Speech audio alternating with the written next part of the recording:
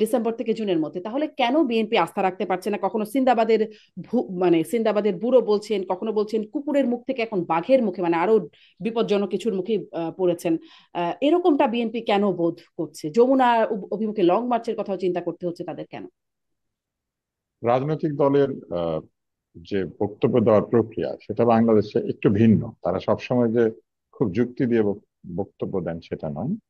বিভিন্ন সময় তারা তাদের নেতাকর্মীদেরকে উজ্জীবিত রাখার জন্য বক্তৃতা দেন। একটা জায়গাতে আমি শুধু দ্বিমত করবো ব্যারিস্টার ফুয়াদের সাথে, সেটি হচ্ছে যে বিচার প্রক্রিয়ার তো কোনো ডেডলাইন হয় না। ফলে এই যে হাজার হাজার মামলা হয়েছে, এই সকল বিচার শেষ হবে, তারপরে যদি আমরা নির্বাচন চিন্তা করি, তাহলে আমার ধারণা আগামী 50 বছর লেগে যেতে পারে।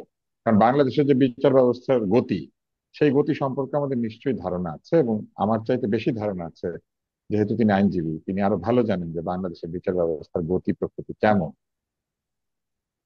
তো এই কারণেই এটা হচ্ছে একটা প্রথম কারণ, যে কারণে একটা অনাস্থা তৈরি হয়েছে যে কবে বিচার শেষ হবে, তারপরে নির্বাচন হবে।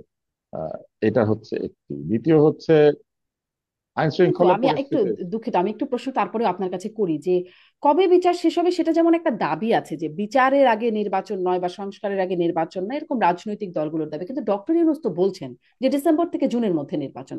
তিনি তো বারবার বলছেন। ডিসেম্বর থেকে জুনের মধ্যে নির্বাচন উনি বলেছেন, কিন্তু আমরা যারা অতীতে নির্বাচন দেখেছি, আহ সেই নির্বাচনের পরিবেশের সঙ্গে যদি এখনকার বাংলাদেশের পরিবেশের তুলনা করেন, তাহলে নির্বাচন সহসা আয়োজন করার মতো যে প্রস্তুতি কিংবা যে প্রক্রিয়া, সেটা যে খুব একটা শুরু হয়েছে সেটা বলা যাবে না। কেননা এখনো কিন্তু রাজনৈতিক এক ধরনের অস্থিরতা বিরাজ করছে। আহ, যেহেতু তার অন্তর্বর্তী সরকার, সে অন্তর্বর্তী সরকারের একাধিক গুরুত্বপূর্ণ ব্যক্তি এমন বক্তব্য রেখেছেন গত কয়েকদিনে, যেগুলিও নানা ধরনের বিতর্ক তৈরি করবে। যেমন একজন বলেছেন বামদের ভূত একজনের মাথায় চেপেছে, এবং তিনি বলেছেন যে বামরা এই দেশকে আহ, বনসাই বানিয়ে রাখতে চায়। তো সরাসরি বামদের বিরুদ্ধে বক্তব্য রাখছেন, যার কিনা এক ধরনের নিরপেক্ষতা বজায় রাখার কথা। কেউ যদি বামদের বিরুদ্ধে সরাসরি কথা বলেন, তাহলে কি আমরা ধরে নেব যে তিনি ডানদের পক্ষে আছেন? ফলে কেউ যদি ডানদের পক্ষ হয়ে নির্বাচন আয়োজন করতে যায়, তাহলে মানুষের অনাস্থা তৈরি হবে না? আমি বারবারই বলি যে আমাদের বক্তব্য রাখার সময় খুবই সতর্ক থাকা উচিত, বিশেষ করে যারা অন্তর্বর্তী সরকারে আছেন। কারণ তাদের বক্তব্য যদি এইরকম হয়, মনে হয় যে তারা কোন একটি রাজনীতি দিয়ে প্রভাবিত কিংবা কোন একটি রাজনৈতিক ভাবধারা দিয়ে প্রভাবিত, তাহলে কিন্তু এই শঙ্কা আসবে যে নির্বাচন ফেয়ার হবে না, নির্বাচনে ফেয়ার প্লে গ্রাউন্ড তৈরি হবে না। কেননা একজন খুবই গুরুত্বপূর্ণ ব্যক্তি কিন্তু গণমাধ্যমে বলেছেন যে বামরা এই দেশকে বনসাই বানিয়ে রাখতে চায়। বামদের বিরুদ্ধে এইরকম ঢালাও অভিযোগ যদি একটা উত্থাপিত হয় গুরুত্বপূর্ণ মানুষের কাছ থেকে, আপনি যদি বাম দল করতেন তাহলে কি করতেন? আপনি ভাবতেন যে বামদের প্রতি সহানুভূতি নাই। কিন্তু বামরা কিন্তু গত আন্দোলনে অনেকে অংশ নিয়েছেন। আপনি দেখবেন যে ছাত্রদের মধ্যে যারা বামপন্থী, এরকম বহু ছাত্র গত আন্দোলনে অভ্যুত্থানে অংশ নিয়েছেন। ফলে এই যে মন্তব্য, এই মন্তব্যগুলিও কিন্তু একটু মানুষকে শঙ্কা ফেলে দিচ্ছে। তৃতীয় যেটি শঙ্কা ফেলছে সেটি হচ্ছে রাস্তায় নানান ধরনের মব এবং নানান ধরনের উৎপাত আতঙ্ক তৈরি হওয়াটা এখনো বন্ধ হয়নি। একে তাকে প্রহার করা, যখন তখন তাকে ধরে নিয়ে প্রহার করে তাকে জেলে ভরতে বাধ্য করার চেষ্টা করা। আইন চলবে আইনের গতিতে, কাউকে যদি জেলখানায় নিতে হয় সেটা পুলিশ নিয়ে যাবে এবং মামলার ভিত্তিতে তদন্ত করে ওয়ারেন্টের ভিত্তিতে নিয়ে যাবে। কাউকে ধরে নিয়ে আপনি থানায় নিয়ে দিয়ে বলবেন একে এখন গ্রেপ্তার করেন, আর পুলিশ তাকে চাপের মুখে গ্রেপ্তার করতে বাধ্য হবে। এই জিনিসগুলি তো আসলে ডেফিনেটলি একটি নির্বাচন আয়োজনের জন্য পরিবেশ তৈরি করছে না। সেই কারণে আমি মনে করি যে রাজনৈতিক দলগুলির মধ্যে এক ধরনের শঙ্কা, এক ধরনের আমি বলবো যে অনাস্থা, এটি রয়েছে। আরেকটি বিষয় হচ্ছে এই সরকারের প্রতি আস্থা প্রকাশ করা আর আনুগত্য প্রকাশ করা এক কথা না। আনুগত্য হচ্ছে আপনি অনুগত, আপনি যে কোনো সিদ্ধান্ত মেনে নেবেন। আর আস্থা হচ্ছে যে আপনি তাদের উপর আস্থা রেখেছেন যে তারা সঠিক সিদ্ধান্ত নিবেন।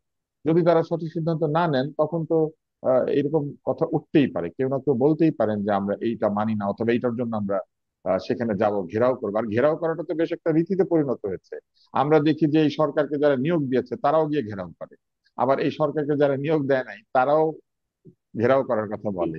এই মানে ঘেরাওয়ের প্রায় জায়গায় আমি আরেকটু সকলেই কথা ঘেরাও, বলতে চাই। প্রায় সকলে একটা আমি এই ঘেরাও ঘেরাওটা নিয়েও রাজনীতি আরেকটু মানে, কথা বলতে চাই, ডাক্তার আব্দুল মানে নূর তুষার, একটু নির্বাচন প্রসঙ্গে জিজ্ঞাসা করছিলাম তো, এটা নিয়ে আরেকটু কথা বলে শেষ করি। ব্যারিস্টার ফুয়াদ, আপনার কাছ থেকে একটু এটা জানতে চাই। আপনার দলের প্রধান মুজিবুর রহমান মঞ্জু তিনিও বলছেন এই সরকার নির্বাচন এবং সংস্কার ঠিকমতো করতে পারবে কিনা জনমনের সংশয় দেখা দিয়েছে।